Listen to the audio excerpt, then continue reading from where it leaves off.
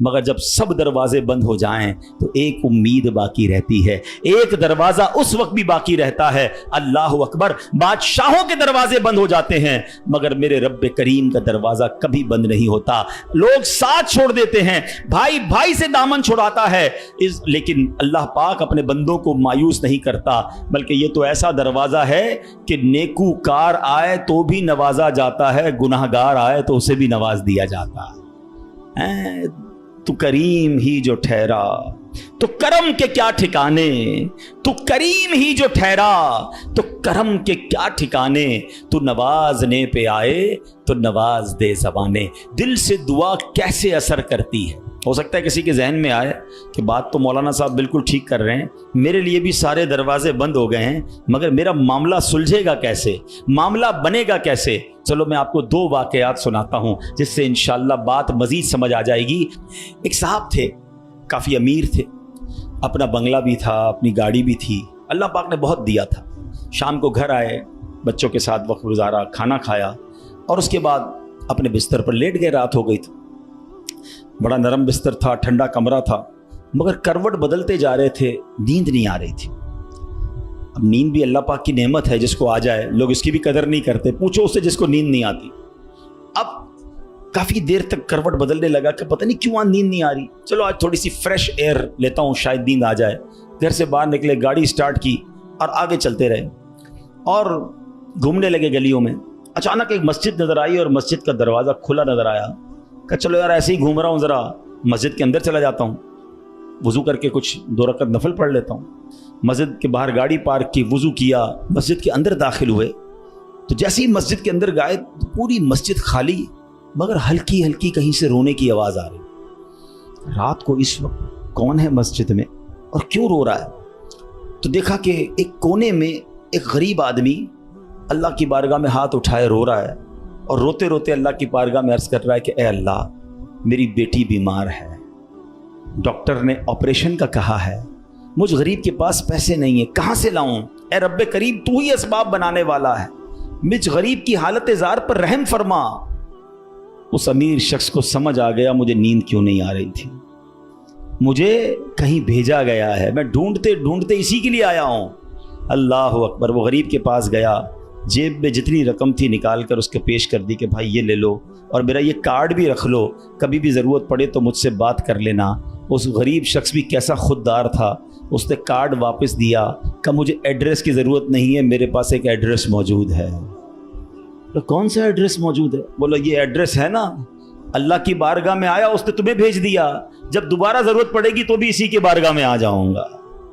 سارے دروازے بند ہو جائیں، میرے کریم کا دروازہ کھلا ہوتا ہے۔ ہمارا پرابلم ہے ہم جاتے ہی نہیں اس کے پاس۔ اچھا اپنا ایک چھوٹا سا ٹیسٹ لے لو نا، تاکہ اندازہ ہو جائے گا آپ کو۔ کبھی بھی آپ کو بیماری ہو، پیٹ میں درد ہو، سر میں درد ہو، پاؤں میں درد ہو، چوٹ لگ جائے، پہلے کون یاد آتا ہے؟ ڈاکٹر۔ ڈاکٹر کے پاس چلو، یار بڑا درد ہے، کسی کو معلوم کرو کیسے علاج ہوگا، دوائی۔ میں نہیں کہتا ڈاکٹر کے پاس نہیں جانا چاہیے، لیکن پہلے ہمیں اللہ یاد آنا چاہیے۔ اے اللہ تو شفا دینے والا ہے، کرم کر دے مالک۔ کاروبار میں نقصان ہوا، فیملی میں پرابلم ہوا، واٹ ایور پرابلم، سب سے پہلے ہمیں دنیا والے سورس ہیں، وکیل، پولیس، یہ یاد آتے ہیں۔ ہونا یہ چاہیے کہ ہمیں خالق اسباب کی یہ طرف لو لگانی چاہیے، پہلے اللہ کریم کو پکارنا چاہیے۔ اسباب اختیار کرنا منع نہیں، مگر اسباب کے چکر میں، اس دنیا کے چکر میں ہم بھول گئے اسے کہ جو حل کرنے والا ہے، جو مشکلیں دور کرنے والا ہے، جو اولاد دینے والا ہے، جو مصیبت ٹالنے والا ہے، ہم اس کی طرف جاتے ہی نہیں ہیں۔ پورا دن دفتروں کے دھکے کھاتے ہیں، مگر 2 رکعت پڑھ کر اس کی بارگاہ میں سر نہیں جھکاتے۔ دیکھو اللہ کیسے کام بناتا ہے۔ ایک اور واقعہ سنو، ایک بہت مشہور ڈاکٹر تھا، میں نے واقعہ کتاب میں پڑھا۔ مثال کے طور پہ اس کا نام ڈاکٹر احمد تھا، ساری زندگی اس نے بڑے آپریشن کیے، اس کا بڑا نام تھا۔ اب حکومت نے اعلان کیا کہ اس کو گولڈ میڈل دینا ہے، لائف ٹائم اچیومنٹ ایوارڈ۔ پوری زندگی اتنا کام کیا اس ڈاکٹر کو، ملک کے دارالحکومت میں بلایا جائے گا اور ایک بڑی تقریب ہوگی اور اس کو گولڈ میڈل دیا جائے گا۔ ڈاکٹر بڑا خوش کہ اتنا بڑا ایوارڈ ملنے والا ہے۔ ڈاکٹر صاحب نے فلائٹ بک کی जहाज़ में बैठे, जैसे ही जहाज़ उड़ा तो कुछ देर के बाद जहाज़ मौसम ख़राब हो गया और जहाज़ में कोई प्रॉब्लम हो गई, तो जहाज़ को रास्ते में किसी छोटे से एयरपोर्ट पर उतार लिया गया। डॉक्टर साहब जहाज़ से निकलकर अमले के पास जाते हैं कि भाई कब जहाज़ उड़ेगा, मेरी तो वहाँ बहुत अहम तकरीब है और सारा प्रोग्राम मेरे लिए सजाया गया है, मैं चीफ गेस्ट हूँ, मुझे गोल्ड मेडल मिलेगा, आप बताएं दोबारा जहाज़ कब उड़ेगा। का सर छोटा सा एयरपोर्ट है, जहाज़ का प्रॉब्लम बड़ा है, इतना जल्दी ठीक नहीं होगा, आपको अगर पहुँचना ज़रूरी है तो आप कोई गाड़ी लें किराए पर और बाई कार चले जाएं, आप पहुँच जाएंगे अपनी तकरीब से पहले। डॉक्टर ने कहा ये भी आइडिया ठीक है, जहाज़ के इंतज़ार में कहीं मेरा प्रोग्राम ही मिस ना हो जाए। डॉक्टर साहब ने गाड़ी बुक की, रेंट अ कार ली। जैसे ही रास्ते में गए तो ज़बरदस्त बारिश, आंधी तूफान, उस अंधेरे में, उस आंधी तूफान में डॉक्टर साहब रास्ता भूल गए और किसी मेन हाईवे से निकलकर गांव के रोड पे चढ़ गए। बहुत देर तक रास्ते में, अब भूख भी लग रही, खाना भी नहीं खाया, अंधेरा गुप, बारिश हो रही है। अचानक एक छोटा सा गांव में घर नजर आया जिसमें एक बल्ब जल रहा था। डॉक्टर साहब ने कहा अब तो हालत ऐसी हो गई, दरवाज़ा खटखटाया, एक बूढ़ी औरत ने दरवाज़ा खोला। कब माँ जी कुछ खाने पीने को मिलेगा, बहुत बारिश हो रही, कहा बेटा अंदर आ जाओ। वो अंदर चला गया, माँ जी ने बड़ी मोहब्बत से उसे पानी भी दिया, कुछ खाने को भी दिया। थोड़ी सांस में आई तो डॉक्टर ने देखा कि बराबर पे बिस्तर पर एक नौजवान लेटा हुआ था। कहा माँ जी ये कौन है? कहा बेटा मेरा बेटा है। क्या हो गया इसे? कहा इसको बहुत बड़ी बीमारी है। माँ जी इलाज क्यों नहीं करवाती? माँ जी कहती मैंने गाँव के डॉक्टर को दिखाया है, डॉक्टर कहते हैं हमारे वतन में एक ही डॉक्टर है जिसका नाम डॉक्टर अहमद है, वही इसका इलाज कर सकता है।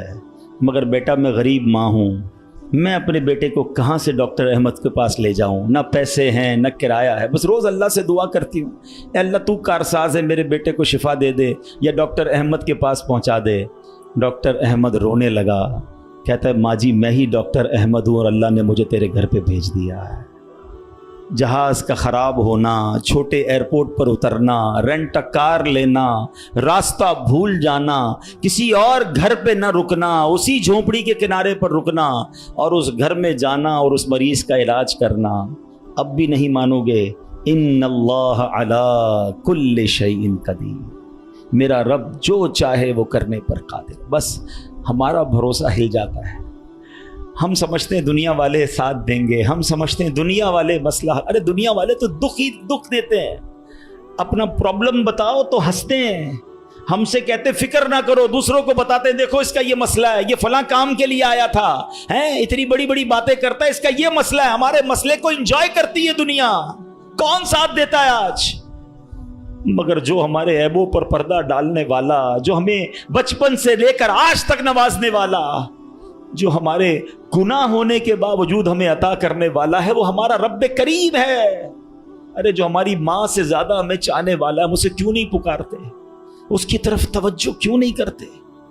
हालांकि उसकी रहमत तो, उसके दरवाजे खुले हुए हैं, वो तो देना चाहता है, मगर काश जो तवज्जो रिक्वायर्ड है, जो दिल से दुआ मांगना है, वो अल्लाह मुझे और आपको नसीब फरमा दे। और फिर अल्लाह को पुकारे ना। मैंने कहा ना गुनाहगारों का भी वो रब है, वो नेकों का रब तो है, वो गुनाहगारों को कैसे नवाजता है। एक और वाकया सुनो, उयूनुल हिकायात, ये बड़ी प्यारी किताब है मकतबतुल मदीना से, अगर आप इसे लेंगे तो इसमें बड़ी जबरदस्त वाकयात मौजूद हैं। माजरा यह है कि हजरत बिक्र बिन अब्दुल्ला फरमाते हैं कि पिछली कौमों में एक बहुत सरकश, गैर मुस्लिम और जालिम बादशाह था। वो अल्लाह पाक की नाफरमानी में हद से बड़ा हुआ था। एक मर्तबा एक जंग में बादशाह को गिरफ्तार कर लिया गया। अब इतना जालिम था कि जिन्होंने गिरफ्तार किया था उन्होंने कहा इस जालिम बादशाह को तो तड़पा तड़पा के मारना है। तो तय ये पाया कि इसको ऐसा करो कि तांबे की एक देग में डालते हैं और इसको ऊंची जगह पर लटकाते हैं और नीचे आग जलाते हैं ताकि ये जल भून कर मर जाए। ऐसे ही किया गया, तांबे की देग बनाई गई, नीचे आग लगा दी गई। अब आहिस्ता आहिस्ता जो है वो देग गर्म हुई, बादशाह की हालत खराब, पूरी देग गर्म हो जाए तो जिस्म झुलसने लगा। उसने पहले तो झूठे खुदाओं को पुकारा, मगर जिस सारी जिंदगी जिनके आगे पेशानी रगड़ी थी उन्होंने क्या जवाब देना था? किसी ने कोई जवाब नहीं दिया, कोई मदद नहीं आई। अल्लाह अकबर। अब जब सब उम्मीदें टूट गई ना, सब उसको पता चल गया कि अब मेरा आखिरी वक्त आ गया, अब मैं गया, अब मैं मारा जाऊंगा। तो अब ये बादशाह जो था मुसलमान नहीं था, इसने मुसलमानों के रब यानी खुदावंदे कुद्दूस को पुकारना शुरू कर दिया। وہ کہتا ہے یا اللہ یا رحمان یا رحیم مدد فرما دے، اور بلند آواز سے لا الہ الا اللہ پڑھنا شروع کر دیا۔ اب بادشاہ نے اس مشکل گھڑی میں اللہ سے توبہ بھی کی کہ اللہ مجھے معاف کر دے اور بس مجھے بچا لے، اب میں تیری عبادت کروں گا، اب تک جو کیا مجھے معاف کر دے۔ بلند آواز سے لا الہ الا اللہ، اس دیگ میں بیٹھا ہوا ہے، نیچے آگ لگی ہوئی ہے۔ دیکھو کریم نے اس کی پکار کیسے سنی کہ بارش برسنا شروع ہو گئی۔ جیسے بارش برسی تو وہ آگ بجھ گئی، تو وہ گرمی تو آلموسٹ ختم ہو گئی، لیکن پھر اتنی تیز ہوا چلی کہ وہ دیگ رسیاں توڑا کر دیگ ہی اڑنے لگی۔ اچھا وہ بادشاہ لا الہ الا اللہ لا الہ الا اللہ کی آوازیں بلند کر رہا ہے اور دیگ اڑ رہی ہے۔ اب دیگ اڑتے اڑتے اڑتے غیر مسلم قوم کا جو قبیلہ تھا وہاں جا کے گر گئی۔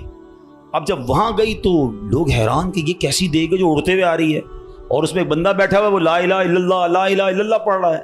تو جب وہ غیر مسلم قریب آئے تو اس بادشاہ نے باہر نکل کر اپنا واقعہ سنایا کہ سنو، میں غیر مسلم تھا، اپنے اللہ کے سوا جھوٹے خداؤں کی پوجا کرتا تھا، میں نے کلمہ پڑھا، اللہ نے اس مصیبت سے نکال دیا اور مجھے یہاں پہنچا دیا، پورا گاؤں کلمہ پڑھ کر مسلمان ہو گئے۔ اللہ کی جو نا قدرت کے نظارے ہیں، اللہ ایسے نکالتا ہے بندے کو کہ سمجھ بھی نہیں آتی۔ بات وہی ہے کہ دل سے اسے پکارنا ہے، مگر دل سے گر گڑا کر توجہ کے ساتھ فوکس کے ساتھ، پھر دیکھو آپ کی مشکلیں کیسے ٹل جاتی ہیں۔ تو اللہ کرے کہ ہم پیارے آقا علیہ الصلوۃ والسلام کی سنت پر عمل کرنے والے بن جائیں۔ ایک بار خود نبی پاک کے ساتھ بڑا حیران کن واقعہ پیش آیا۔ یہ 3 ہجری غزوہ غطفان کا موقع تھا۔ پیارے آقا علیہ الصلوۃ والسلام صحابہ کرام کو لے کر سفر پر روانہ ہوئے۔ ایک مقام پر پڑاؤ کیا تو صحابہ کرام کچھ فاصلے پر ٹھہرے اور نبی پاک علیہ الصلوۃ والسلام اکیلے ایک درخت کے نیچے تشریف فرما ہو گئے۔ غیر مسلم جو ہر وقت نبی پاک کو معاذ اللہ نقصان پہنچانے کی ٹرائی کرتے رہتے تھے، پلان کرتے رہتے تھے، ان میں سے غیر مسلم اچانک کہیں سے آیا ہاتھ میں ننگی تلوار، اور نبی پاک اکیلے، کوئی اس وقت صحابہ بھی قریب نہیں تھے، تو پیارے آقا علیہ الصلوۃ والسلام کے بالکل سامنے آ گیا اور بڑے تکبر کے ساتھ، بڑے جس کو کر و فر کے ساتھ کہتا ہے اے محمد صلی اللہ تعالی علیہ وسلم، اب بتائیے آپ کو مجھ سے کون بچائے گا؟ آپ کے ساتھ تو کوئی بھی نہیں ہے، آپ اکیلے ہیں، میرے ہاتھ میں تلوار ہے۔ اللہ اکبر۔ نبی پاک کی توجہ اللہ کی طرف کیسی تھی؟ آپ نے صرف ایک جملہ کہا، ایک لفظ کہا، فرمایا اللہ۔ کیا نام ہے، دل کو کیسا سکون نصیب ہوتا ہے۔ میں اسے پکار رہا ہوں جو میرا خالق ہے، جو میرا مالک ہے، جو میرا پروردگار۔ پکارا کرو اسے، نام لیا کرو اس کا، کہو اللہ اللہ اللہ اللہ، پکارو اسے اللہ اللہ اللہ اللہ۔ ہائے ہائے ہائے، نبی پاک کی زبان سے لفظ اللہ نکلا تو غیر مسلم تو کانپنے لگ گیا، تلوار اس کے ہاتھ سے چھوٹ گئی۔ اب نبی پاک نے تلوار اٹھا کر کہا اب بتاؤ تمہیں مجھ سے کون بچائے گا؟ تھوڑی دیر پہلے تو وہ کہہ رہا تھا نا آپ کو کون بچائے گا، اب آقا کے ہاتھ میں تلوار ہے صلی اللہ تعالی علیہ وسلم، اب بتاؤ تمہیں کون بچائے گا؟ وہ کہتا ہے حضور مجھے بچانے والا تو کوئی بھی نہیں ہے، وہ مسلمان تو تھا نہیں۔ نبی پاک علیہ الصلوۃ والسلام نے اس کی بے کسی پر رحم فرمایا، اسے معاف کر دیا۔ ہائے ہائے، نبی پاک کے ایسے اعلیٰ اخلاق دیکھے، وہ کلمہ پڑھ کر مسلمان ہو گئے۔ دشمن آ جائے تو چادر بھی بچھا دیتے ہیں، ہم معاف کریں گے۔ جان لینے آیا تھا آقا نے اسے معاف کیا۔ ہمارے مزاج کے خلاف بات کر دے، ساری زندگی دشمنی لے لیتے، مجھے گالی دی، مجھے برا بھلا کہا، مجھے نقصان پہنچایا، کب تک بدلے لیتے رہو گے یار؟ نبی پاک کے امتی ہو تو معاف کرنا بھی تو سیکھو۔ آقا علیہ الصلوۃ والسلام جانی دشمن کو معاف کر دیتے، ہم اپنے بھائی کو معاف کرنے کے لیے تیار نہیں ہوتے، نہیں میں نہیں جاؤں گا بھائی کے گھر، ہم نہیں جاتے فلاں رشتہ دار کے گھر، ہم نہیں بلاتے کسی کو دعوت میں۔ چھوٹی چھوٹی باتیں ہیں، کبھی دعوت نہیں دی تھی آپ کو اس وجہ سے، کبھی سیدھے منہ بات نہیں کر سکے، آپ کو ویلکم نہیں کر سکے، آپ کو تحفہ نہیں بھجوایا، اتنی چھوٹی بات پر آپ نے رشتہ داریاں ختم کر دی، اور ایک طرف کہتے ہو کہ نبی پاک کے امتی، آقا کے غلام۔ اچھا نعتیں سب کو یاد ہیں، یاد کرو نا، نبی پاک کی سنت پر تو عمل کرو، کسی کو تو معاف کرو۔ بندہ کہتا میں بتاتا ہوں، مجھے گالی دی ہے، اب میں بتاتا ہوں، وہ ایک گالی دیتا ہے، ادھر سے 7 گالیاں جاتی ہیں۔ اور صحیح بات یہی ہے، جو کہتا ہے میں بتاتا ہوں، وہ واقعی بتا دیتا ہے وہ کون ہے، اس کے اندر کتنا گند بھرا ہوا ہے۔ اگر وہ آپ کے ساتھ برا کر رہا ہے تو آپ کو کس نے اجازت دی ہے برا کرنے کی؟ ایک عجیب سا جملہ مشہور کر دیا گیا ہے کہ جناب ہم شریف کے ساتھ شریف ہیں، بدماش کے ساتھ بدماش ہیں. مجھے آج تک سمجھ نہیں آیا کون سا بٹن لگا ہوا ہے آپ کے اندر بھائی. شریف کے ساتھ شریف ہوتے ہو، بدماش آتا ہے آپ بھی بدماش بن جاتے ہو، تو پھر تو آپ بھی بدماش ہوئے نا بھائی. شریف آدمی شریف کے ساتھ شریف ہوتا ہے، بدماش کے ساتھ بھی شریف ہوتا ہے، تبھی تو بدماش کی اصلاح ہوگی نا. مسلمان ہوا نا یہ شخص، نبی پاک نے معاف کر دیا. تو خدا را آقا کی سنت کو ادا کریں، اور جیسی بھی مشکل، جتنی بڑی مشکل ہو، آپ بس دعا کریں، اللہ کو پکاریں، اللہ کو یاد کریں، توجہ اللہ کی طرف جائے. اچھا ایک اور چیز، ایک اور ٹیسٹ کرتے ہیں. کوئی نقصان ہو گیا ہے، کوئی تکلیف ہو گیا، آپ ہماری ہم جس جنریشن کے، میں جس جنریشن کا ہوں، شاید اب تو ایسا نہیں ہے، جو بزرگ بیٹھے ان سے پوچھیں کہ ہماری مائیں یا ہماری نانی دادی بچے کو سلاتی تھیں تو ذکر اللہ کر کے سلاتی تھی. آمینہ بی بی کے گلشن میں کیسے پڑھتی تھی؟ آمینہ بی بی کے گلشن میں آئی ہے تازہ بہار، پڑھتے ہیں صلی اللہ وسلم آج در و دیوار. نبی جی اللہ اللہ اللہ لا الہ ہو اللہ اللہ اللہ لا. رات بچے کو سلا رہے ہیں تو ذکر الہی ہو رہا ہے، نعتیں سنائی جا رہی ہیں، بچے کو کچھ لگ جائے تو حسبی اللہ یا اللہ خیر ہے. اب تو عجیب عجیب باتیں ہیں. رات کو موبائل پکڑا دیا ہاتھ میں، گانا دیکھتے ہوئے، میوزک دیکھتے ہوئے، کارٹون دیتے ہوئے، ابا بھی سو رہا ہے، بچہ بھی سو رہا ہے. صبح اٹھتے ہی بھائی وضو کروا کے فجر پڑھایا جاتا تھا، کلمہ پڑھایا جاتا تھا. مجھے اپنا یاد ہے کہ ہم جب چھوٹے تھے تو اسکول جانا ہوتا تھا، تو فجر کی نماز کے بعد پھر سو گئے، تو ہمارے اس وقت ریڈیو پاکستان پہ، جو میری عمر کے لوگ ہوں گے ان کو پتا ہوگا، اب تو پتہ نہیں ہے، صبح 7 بجے جو ہے نا وہ درود پاک چلتا تھا. اللہم صلی علی سیدنا محمد النبی الامی وعلی آلہ وصحبہ کچھ یاد آ رہا ہوگا، یہ کنٹینیو چلتا تھا.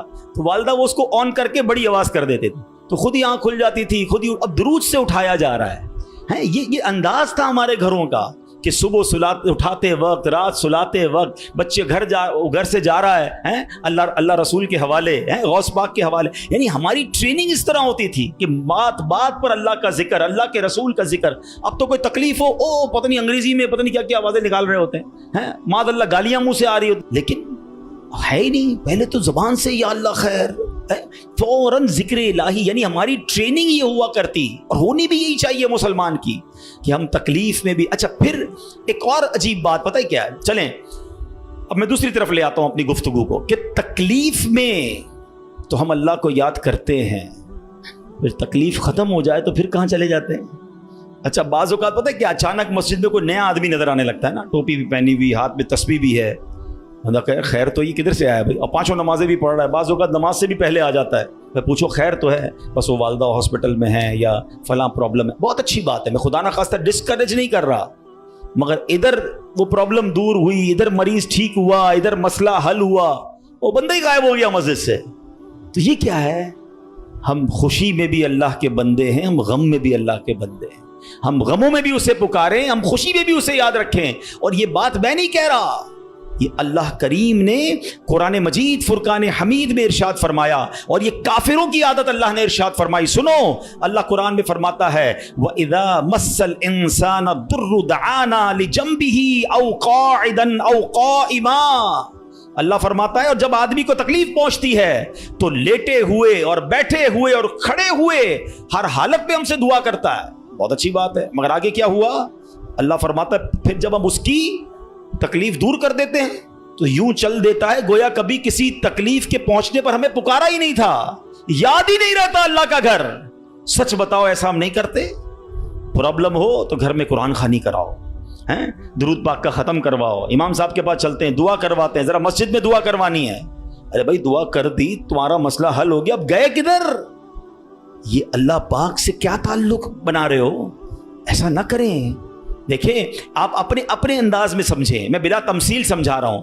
کوئی بندہ وہ ہے جو آپ سے جب ملتا ہے اپنے مطلب کے لیے ملتا ہے، بلکہ ایسے بھی لوگ ہوتے جب باتیں سمجھ آ جاتی ہے یار کوئی کام ہی لے کر آیا ہوگا، اس کا کوئی مسئلہ اٹکا ہے نا تو آج چہرہ دکھایا ہے، تو اس بندے کی کیا عزت ہوتی ہے آپ کے پاس.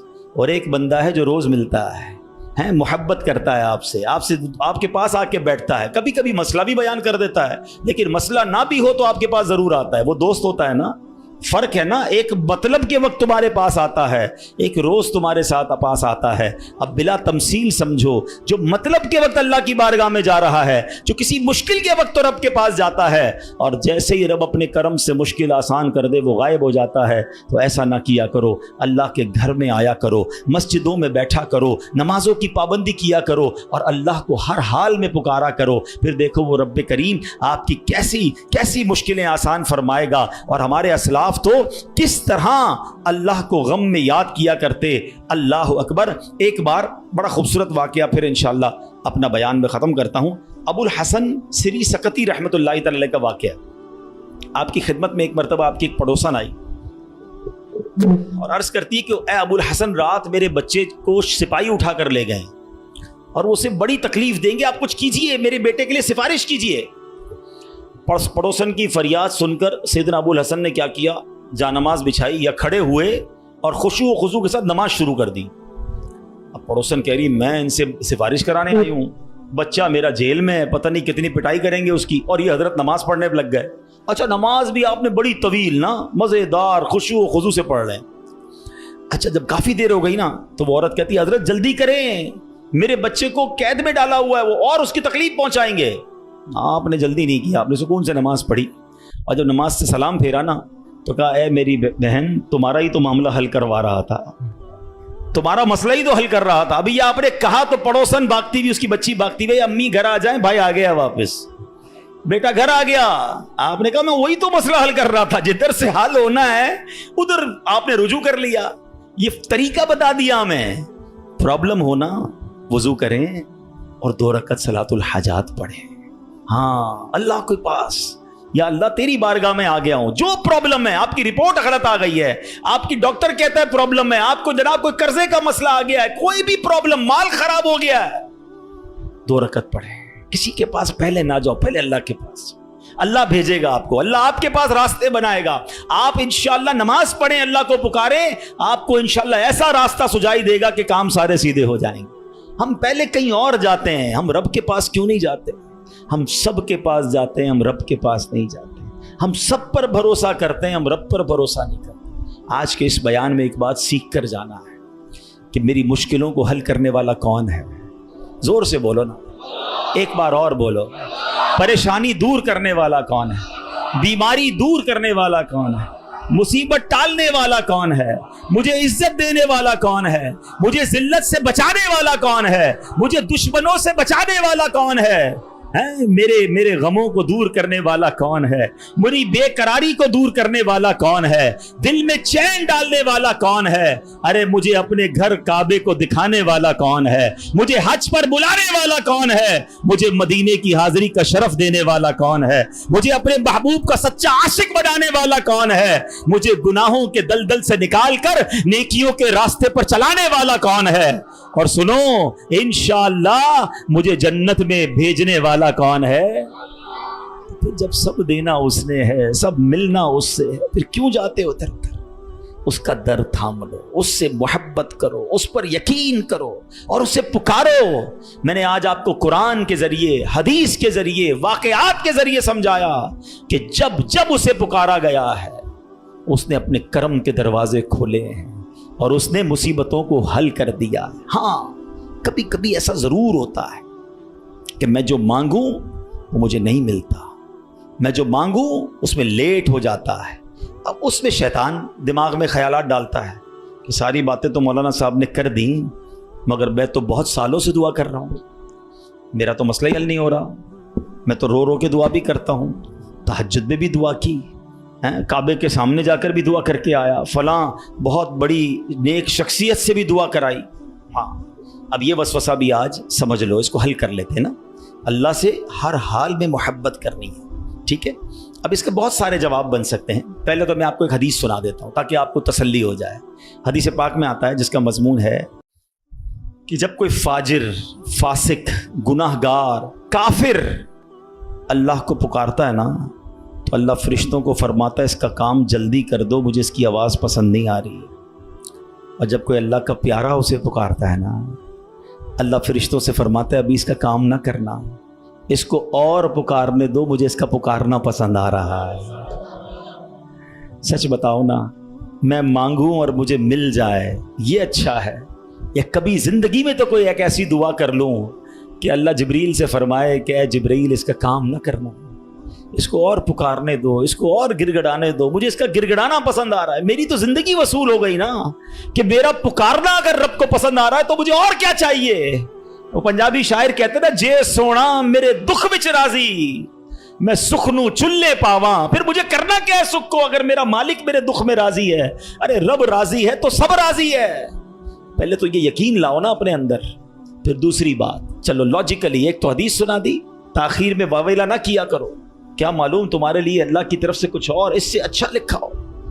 اور ایک لاجیکلی بات بھی سمجھ لو تاکہ آئندہ دعا میں تاخیر ہو تو اللہ سے شکوہ مت کرنا، اللہ سے دور مت بھاگ جانا، محبت میں کمی نہ آنے دینا، بھروسے میں کمی نہ آنے دینا. آپ کے گھر میں کوئی بچہ ہو، اس کو بخار ہو جائے، ٹھیک ہے نا، کھانسی بھی ہو رہی ہے، وائرل ہو گیا ہے، اور وہ رو رہا ہے مجھے آئس کریم کھانی ہے، آپ کھلائیں گے؟ جواب دیجئے. اچھا وہ کیا ٹھنڈا پانی جوس پینا ہے، پلائیں گے؟ اچھا وہ رونے لگ جائے، خوب روئے، ضد کرے، آپ کا ایک دوست بھی برابر میں بیٹھا ہو کہ یار کیسے ظالم باپ ہو، آپ کا بچہ رو رہا ہے، کھلا دو نا آئس کریم، جوس پلا دو، کیا جاتا ہے؟ کیا جواب دو گے؟ دوست کے کہنے پہ پلا دو گے؟ آپ کہیں گے بھائی میں اس کا والد ہوں، مجھے پتا ہے کہ مجھے کب اس کو کیا دینا ہے. ایسا ہی ہے نا، تم والد ہو، تمہیں پتا ہے بچے کو کب کیا دینا ہے. میرے مالک کو نہیں پتا کب مجھے کیا دینا ہے. میں رو رہا ہوں نہیں دے رہا، میں گڑگڑا رہا ہوں نہیں دے رہا، میں التجا کر رہا ہوں نہیں دے رہا. ارے مان لو نا کہ اگر وہ نہیں دے رہا تو یہی میرے لیے بہتر ہے. جس دن یہ یقین آ گیا نا تمہیں، پھر دعا کا مزہ ہی اور ہوگا، پھر اللہ کی محبت کا انداز ہی اور ہوگا. کام ہو جائے تب بھی یا اللہ تیرا شکر، کام نہیں ہو تب بھی یا اللہ تیرا شکر.